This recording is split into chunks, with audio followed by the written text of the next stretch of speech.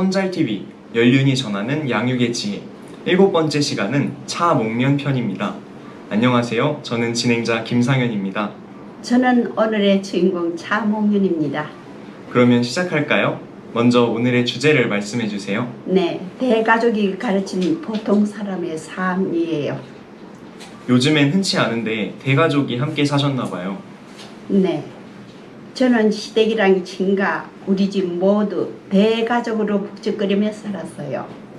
제가 태어난 곳은 경남 함안군 서부 끝자락 낙동강 줄기에 자리한 차시 집성촌이죠. 4대가 한 지붕 밑에서 살았어요. 조부모님, 부모님, 큰오빠 내외와 6형제의 조카들 5명 합치면 17명이 늘 시끌벅적했죠. 와, 많네요. 상상이 안 되는데 어떻게 사셨을까 궁금해요. 대가족 안에는 질서가 있었나 봐요. 사랑채에 계시는 할아버지의 기침 소리로 하루를 엽니다. 알람 소리보다 정확한 목소리에 밑에 할머니 방문이 열리면 다들 잠이 깹니다. 할아버지는 살포로 새벽 공기를 가르며 논의 물고를 보러 가시죠.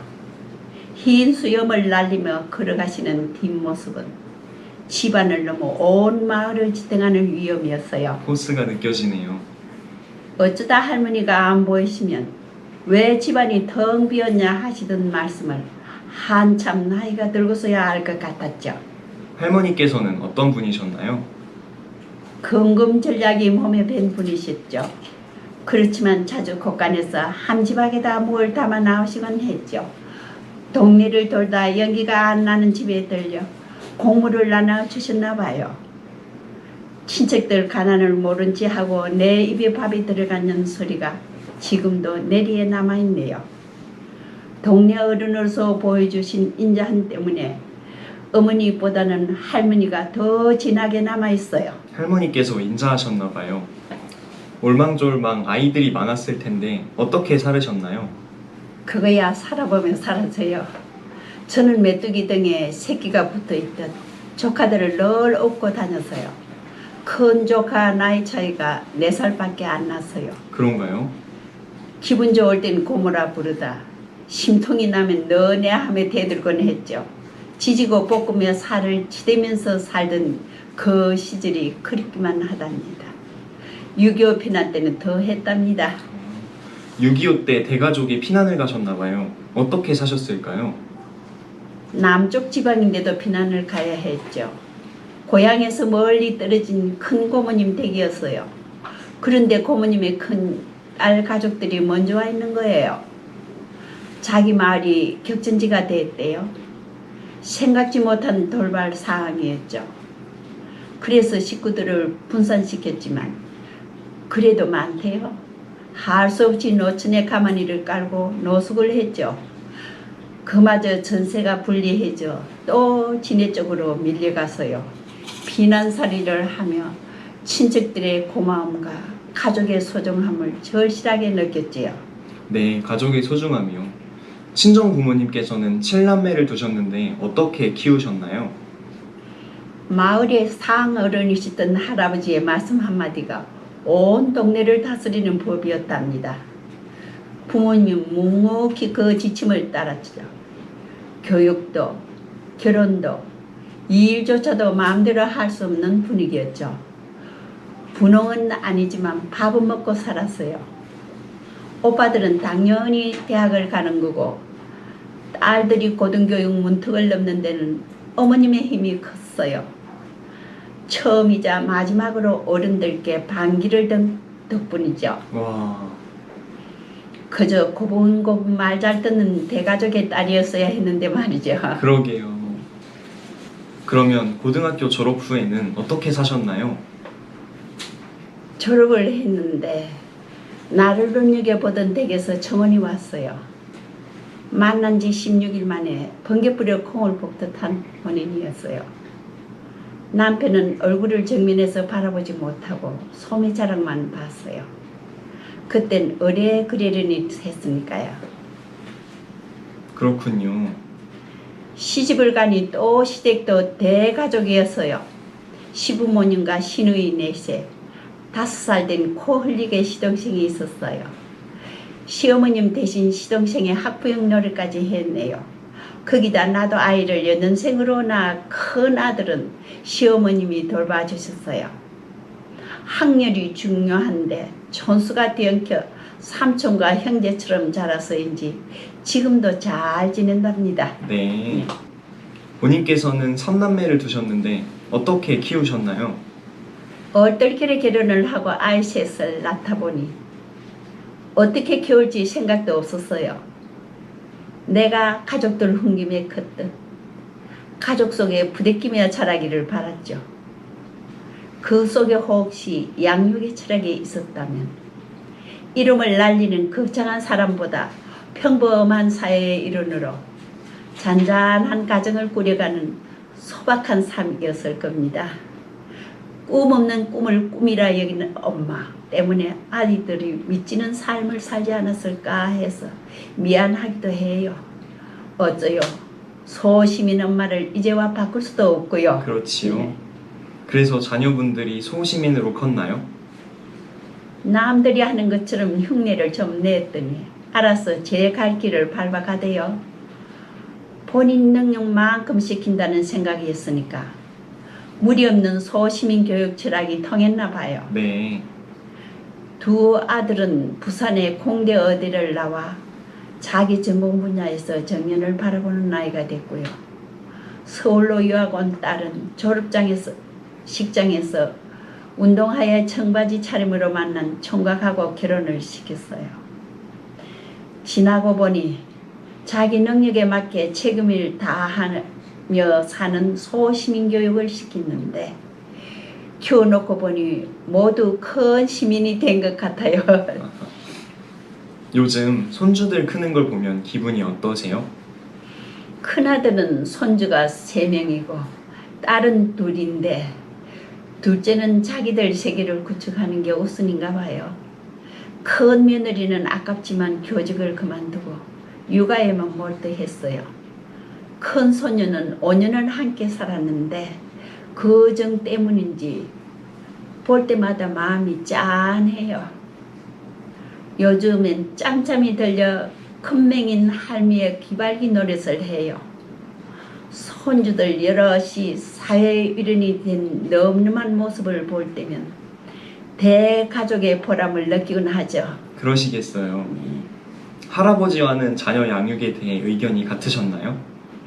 자영업을 하던 남편은 아이들에 대한 애착이 깊었어요. 무덤덤했던 나의 반작용이었을까요? 자상한 아버지였죠. 심야 보충 수업이 있을 땐 새벽 2시에 아이들 차에 태워왔죠. 30여 년 전 먼저 떠나면서 남긴 당부의 말이 있죠. 가족의 화목과 은혜는 잊지 말라고 살아라 였어요. 좋은 말씀이네요. 말씀을 듣다 보니 가사와 양육 말고 본인을 위해 하신 일이 있을까 싶은데요. 그렇죠. 나라는 존재가 있었나 싶었어요. 투명인 것 같다고나 할까요? 대가족 속에서 살았던 난 어느 날 돌아보니 망망대해 외로운 섬에 있더군요. 벌컥 겁이 났지요. 탈출구를 찾아 두리번거렸죠. 쉼터를 찾다 보니 이순이 훌쩍 넘어 걸썩이와 연을 맺고 참담한 자신에게 변화를 주기 시작했어요. 하지만 저에겐 든든한 대가족이 늘 곁에 있지요. 와. 마지막으로 대가족이 삶에 끼친 영향을 정리해 주세요. 이 나이 먹도록 버틸 수 있었던 힘은 대가족 속에서 울고 웃던 기억이죠. 나를 내보이라면 먼저 가족이에요. 어려서는 집안 어른들이, 소년 시절은 형제자매가, 결혼해서는 아이들이, 늙어서는 손주들이 보여요. 글을 쓰면서 이것이 선명해졌어요. 또 알량한 성악가의 꿈은 입속 엉아리처럼 가족들이 심심풀이 레파토리가 되었어요. 귀한 말씀 감사합니다. 이번 손잘TV 연륜의 양육지에는 차 목련 편으로 대가족이 가르친 보통 사람의 삶이었습니다. 시청해주신 여러분 감사합니다.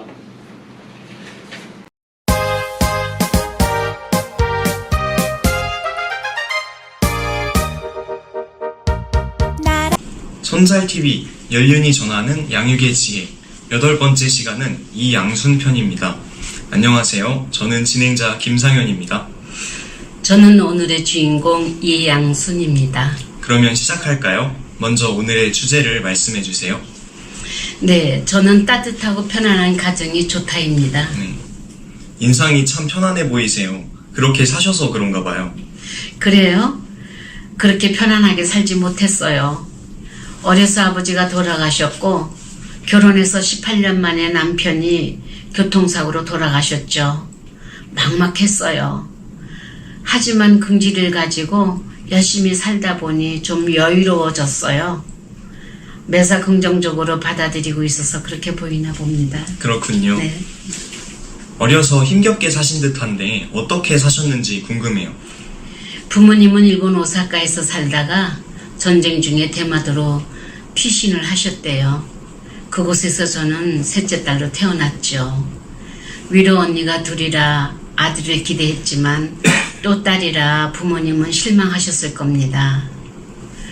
이듬해 해방되면서 고향인 제주도로 귀향했어요. 다행히 4년 만에 남동생을 봤죠. 기쁨도 잠시 6.25 무렵 아버지가 사고로 돌아가셨어요. 엄마는 궁여지책으로 일본서 가져온 가재도구를 팔아가며 사시다가 집안 어른의 알선으로 서울로 상경했답니다. 그때부터 고달팠죠. 아이고, 어머니께서 얼마나 고생을 하셨을까요? 그래, 서울 생활은 어떠셨어요? 엄마는 사남매를 데리고 삭바느질하며 가진 고생 다 하셨죠. 전쟁 직후여서 학교는커녕 입에 풀칠조차 어려웠죠. 9살 때였어요. 집에 오신 손님 보따리에서 고소한 과자 냄새가 나는 거예요. 너무 배가 고파 하나만 꺼내 먹으려 했는데 자꾸만 손이 갔어요. 먹다 보니 과자 봉지가 헐렁해졌어요. 겁이 벌컥 났어요. 엄마가 뒤늦게 하시고 남의 것을 허락 없이 먹었다며 회초리로 때리곤 옷을 벗겨 바깥으로 내쫓았어요. 처마 끝에 웅크리고 앉아 서럽게 울고 있었는데 옆집 배가 왈칵 달려들었어요. 순식간에 종아리에선 피가 흘러내렸고 저는 놀라 쓰러졌어요. 자식의 배를 채워주지 못한 엄마의 마음이 참담했을 겁니다. 그때의 흉터가 내 인생의 담금질이 되었죠. 엄마 생각하면 가슴이 아픕니다. 눈물이 나네요. 어머니가 어떤 분이신지 알만한데 가정교육을 어떻게 시키셨나요? 그 시절엔 밥만 먹여주면 여자아이들은 남의 집 식모로 보낼 때였어요. 그런데 엄마는 어떤 고난이 있어도 생사를 같이 하자며 저의 손을 놓지 않았어요. 가난 속에서도 비굴하지 말라며 호래자식 소리 들을까봐 노심초사하며 키우셨어요. 당신에겐 귀한 아들인데도 매 맞고 들어오면 역성 들어주는 일이 없었죠. 스스로 해결하라며 스파르타 식이었어요. 너무 엄격해서 때론 서운할 때도 있었답니다. 덕분에 저희들은 자수성가할 수 있었죠. 그러셨군요. 사춘기 시절의 4남매는 어떻게 생활을 하셨나요? 사춘기를 겪을 여유조차 없었어요. 고생하는 엄마를 보며 일찍 철이 들었죠. 언니들은 장사하며 엄마를 도왔고 나는 동생을 돌보며 살림도 했어요. 학교 가는 애들이 너무 부러웠습니다. 그때는 초등학교에도 사춘예비가 있었는데 엄마에게 돈 달라는 말을 못했죠. 그래서 교회나 성당에서 야학으로 가르치는 곳을 찾아다니며 배우곤 했어요. 언니들도 틈틈이 그렇게 공부했어요. 상상하기 어렵네요. 고등학교 졸업도 다행이셨군요. 졸업 후에는 어떻게 되셨나요? 대학 진학을 포기했어요. 나는 기술을 배워야겠다고 결심했죠. 그래서 양재학원에 등록했답니다. 실습한 원단조차 살 돈이 없어서 창호지로 연습하곤 했어요. 졸업작품으로 창호지로 웨딩드레스를 만들어 우수상을 받는 행운도 있었답니다. 후에 의료사역을 할 계기가 되었죠. 와, 결혼은 언제 하셨나요?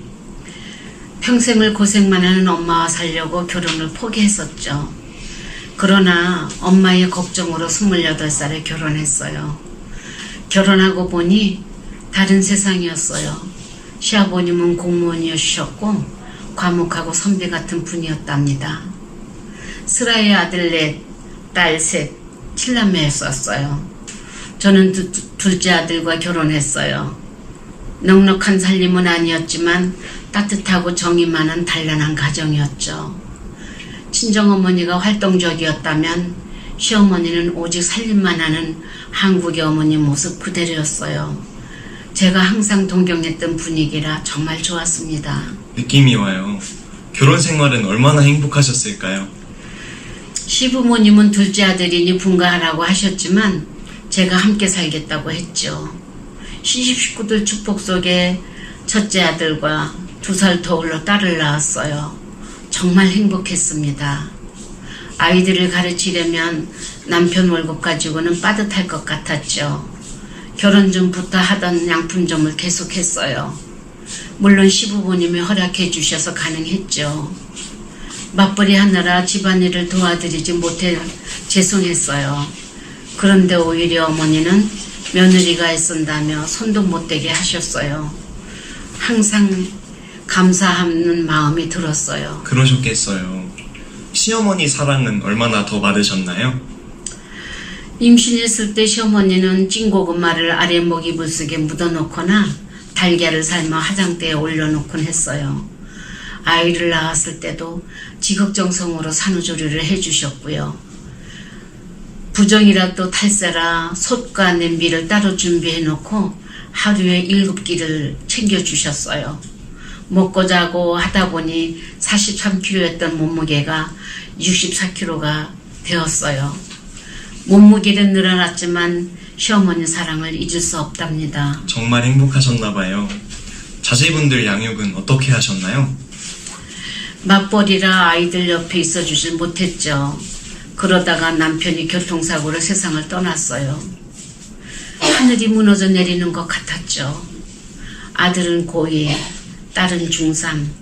아들은 심지가 굳어 말이 없었지만 아버지를 유난히 좋아했던 딸은 심리 상담을 받아야 할 정도로 심각했어요. 그러나 고난 속에서도 제 몫을 다해서 아들은 서울대학 경제과에 입학했고 딸은 서울시립대학에 장학생으로 입학했어요. 시집 식구들의 보살핌 덕분에 우리 가족이 시련에서 벗어날 수 있었어요. 다행이에요. 아이들 교육에서 중요하게 생각한 것은 무엇이었나요? 인성이 중요하다고 생각했어요. 그래서 보이스카우트 활동과 어린이 기자, 학습농장 프로그램에 가입시켰어요. 무엇보다 조부모와 시댁의 대가족 속에서 자연스럽게 공동체 생활을 익힐 수 있었던 것 같아요. 집안 분위기는 모두 성품이 부드럽고 형제간의 우애가 깊었죠. 이런 가정 분위기는 아들네 집으로 이어진 것 같아요. 아들은 생각이 확고해서 맞벌이를 원치 않았다고 하대요. 어려서 학교에서 돌아오면 엄마가 집에 없었던 것이 싫었나 봅니다. 마음이 아프죠. 마지막으로 양육의 지혜를 종합해 말씀해 주세요. 친정어머니의 세력을 보며 자립심을 키웠다면 시댁에선 따뜻한 가족애를 보며 사랑을 배웠어요. 아이는 어렸을 때부터 적성을 찾아 물꼬를 터주고 안정 속에서 그 길로 흘러가도록 보조 역할을 해주면 된다는 걸 알았어요. 내 아이만 뒤떨어지는 것 같아 적성도 없는 사교육에 매달리지 않았던 경험을 다시 생각합니다. 그러려면 사회의 구조도 달라져야겠지만요. 소중한 말씀 감사합니다. 이번 손잘TV 연륜의 양육 지혜는 이 양순편으로 나는 따뜻하고 편안한 가정이 좋다였습니다. 시청해주신 여러분 감사합니다.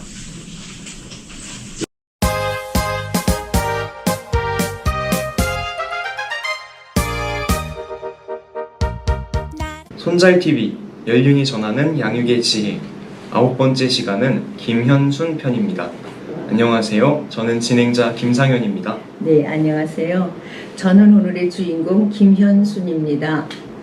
그러면 시작할까요? 먼저 오늘의 주제를 말씀해 주세요. 네, 둘의 소반 위에 꽃 피운 양육의 지혜입니다. 둘의 소반이 무슨 뜻인가요? 요즘은 좀 생소하죠. 둥그렇게 앉아 식사도 하고 때로는 공부도 하는 좌식 식탁이에요. 네. 부모님과 오남매가 둘러앉아 밥을 먹던 곳이죠. 자연스럽게 일상의 대화가 오갔고 중구난방이 되면 순서를 정해 말을 했어요. 민주적인 훈련을 받은 공간이고 훈훈한 가족애가 자란 곳이지요. 밥은 아버지께서 수저를 드셔야 우리도 먹었어요. 우리는 대대로 카톨릭 집안이고 서로 격려하며 화목하게 살았어요. 저는 싸우시는 부모님을 한 번도 본 적이 없어요. 부모님은 어떤 분으로 기억하시나요? 아버지는 수험분으로 삼남매의 장손인데 작은 규모로 마카오와 수산물 무역을 하셨어요. 동네 일이라면 발벗고 나서 도와주셨던 덕장이셨죠. 어머니는 경기도 이천 서씨 집성촌에서 6남매 막내로 태어나셨는데 성품이 조용하고 두뇌가 명석해서 한학을 배우셨대요. 우리 엄마는 무엇이든 물어보면 답을 척척 알려줘 엄마를 살아있는 사전이라고 불렀어요. 나는 어려서 그런 엄마의 비서였는데 무척 자랑스러웠죠. 그러셨겠어요. 어릴 때 기억이 많으실 것 같은데 어떤 것이 있나요? 우리 형제는 방학이면 시골 외가로 갔죠. 일단 큰 외삼촌 댁에 짐을 풀고 온 동네 친척집을 오가며 놀았어요. 이 집 저 집에서 맛있는 걸 해주셔서 서울 손님 대접을 받았죠. 큰 독이 가득했던 연시며 김이 모락모락 나는 인절미 콩고문 생각이 나요. 외가가 시골에 있어서 도해지에서 못 본 토속적인 것을 많이 경험했죠. 6.25 때는 온 식구의 피난처였어요. 나는 이걸 설성 초등학교를 1년 다녔는데 다행스럽게 졸업 때 도지사상이란 5가지 상을 받아 내 평생 자양분이 되었죠. 그때 국가고시를 쳐서 서울 4대 부석중학교에 합격했으니까요. 와, 그때가 전쟁통이었는데 중학교는 어디에 있었나요? 당시 학교는 서울에서 부산으로 이전했어요. 마침 큰오빠네 애가 직장 따라 부산에 있어 세 남매가 갔었죠. 부산 보수동 상기숙에 있던 바라크 교실에서 꿈 많은 여중생이 된 거예요. 나는 꿈이 정말 많았어요. 공부는 물론 웅변, 글짓기, 서예, 연극, 노래를 제법 잘했어요. KBS 사택에서 5 식구가 좁은 집에 지냈지만 행복했어요. 전쟁 중에 생각도 못한 행운이었죠. 그러네요. 그럼 공부를 잘하셔서 좋은 대학을 가셨겠네요. 중학교에 이어 서울 사대부고에 갔어요. 성적이 우수해서 모두 서울대 합격할 거라고 했는데 낙방을 했지 뭐예요. 내 인생의 최초의 시련이었죠. 서울대 외에는 쳐다도 안 보고 바로 국립도서관 공무원이 되었어요. 그곳에 근무하며 문학서적을 많이 봤죠. 그때 서울대만 가야 한다는 오만을 지금도 후회하고 있어요. 그 후 서강대 성서대학에서 신앙을 위해 3년간 공부한 게 학력의 전부지요. 참 아쉬우셨겠어요. 그러게요. 서울대가 전부가 아닌데 말이죠. 실은 비밀이 하나 있는데 서울대 떨어진 건 아마도 2학년 만에 깊은 사랑에 빠졌어요. 네. 그 풋사랑은 어떻게 되었나요? 사랑했으면 응당 책임을 져야죠. 종가 때 호르몬이의 장남이라 결혼을 못할 뻔했는데 7년 만에 했어요. 나는 가정교육 덕분에 결혼생활이 원만했고 2남 2녀를 두었는데 아이들은 연대, 서울대, 서강대, 이태리 유학으로 안정된 직장과 가정을 꾸미고 있어요. 손주는 7명인데 건대, 카이스트, 서울대를 졸업하여 대기업에 종사하고 있는 애들이 3명, 현재 대학생 재학이 3명, 그리고 막내가 2해의 수험생이지요.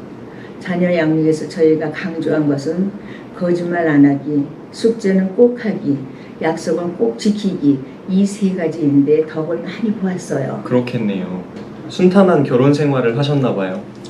결혼 15년 무렵 남편이 귀속 강산을 하다 부도가 났어요. 시아버님이 손수지은 큰 한옥을 날렸죠. 칠순의 노모와 네 아이를 데리고 갈 곳이 없게 되었어요. 생전 처음 그것도 겨우 새 집을 얻었죠.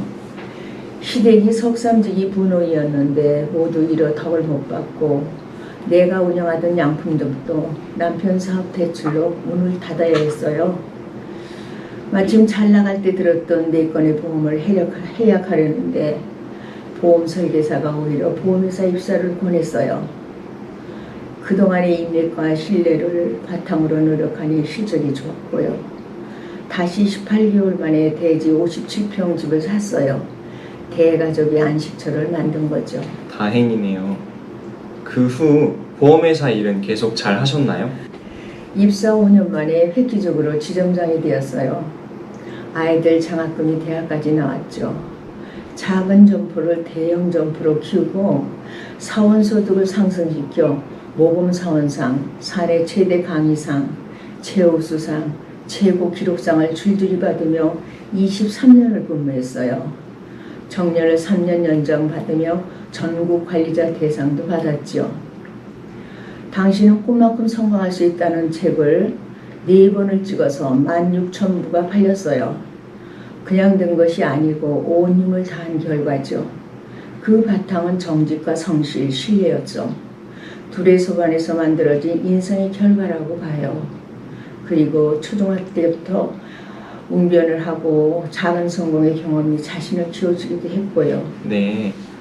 바쁘게 일을 하셨는데 자제분들은 어떻게 성장하셨나요? 그때 대화할 시간이 부족했어요. 그래서 꼭 할 말은 도시락 편지를 썼는데 아이들의 반응이 아주 좋은 거예요. 아이들에게 가사의 분담도 시킨 것도 가족이 화합하는 계기가 되었죠. 학업은 스스로, 모르는 것은 누나들이 지도했고 아빠는 매주 대청소, 저는 일주일 도시락 반찬과 식사제 준비, 어머니는 집안 살림을 도우셨어요. 이 속에서 아이들은 멋지게 잘 컸지요. 와, 멋져요. 그냥 시킨다고 되는 게 아닌 것 같은데요? 그렇죠. 위기에 처했을 때 가족들이 어떻게 한마음이 되느냐인데 무엇보다도 한 상에 앉아 밥을 먹으며 고충을 들어주고 위로하고 응원하는 시간을 잘 가졌다고 봐요. 그런 점에서 부모님께 물려받은 둘의 소반의 정신이 저희 가정에 흐르고 있었어요. 거기에 남편과 시어머니는 제가 하는 일을 적극적으로 도와주셨죠. 우리는 통상 밥심으로 산다고 합니다. 밥을 함께 먹을 때 나오는 에너지가 밥심이죠. 이것이 인성을 키운다고 봅니다. 그렇군요. 평생 일하시고 이제 노년이 되셨는데 공허하지는 않으신가요? 성격 탓인지 공허할 틈이 없어요. 호기심이 많아서 지금도 할 일이 많고 가슴은 아직도 뜨겁답니다. 요즘은 줌으로 공부를 매주 4시간씩 해요. 제가 제일 좋아하는 일은 2008년에 수필 등단, 2018년 시로 등단을 해서 수필과 시를 쓰는 일이죠. 수필집 2권을 냈어요. 대단하세요. 그동안 쌓으신 양육의 지혜를 정리해 주세요. 양육은 최소한 3대까지 유전적 영향이 있다고 봐요. 콩 심은 데 콩나고 팥 심은 데 팥난다. 양육의 출발은 인성이죠. 가족의 인성을 키운 건 둘의 소반의 밥이에요. 도시락에 놓은 짧은 편지는 인성을 키우는 영양소였죠. 밥심으로 키운 나의 분신, 4자녀 부부 8명, 손주 7은 나의 찬란한 보배들입니다. 교훈되는 말씀 감사합니다. 이번 손잘TV 연륜의 양육 지혜는 김현순 편으로 둘의 소반 위에 꽃 피운 양육의 지혜였습니다. 시청해주신 여러분 감사합니다.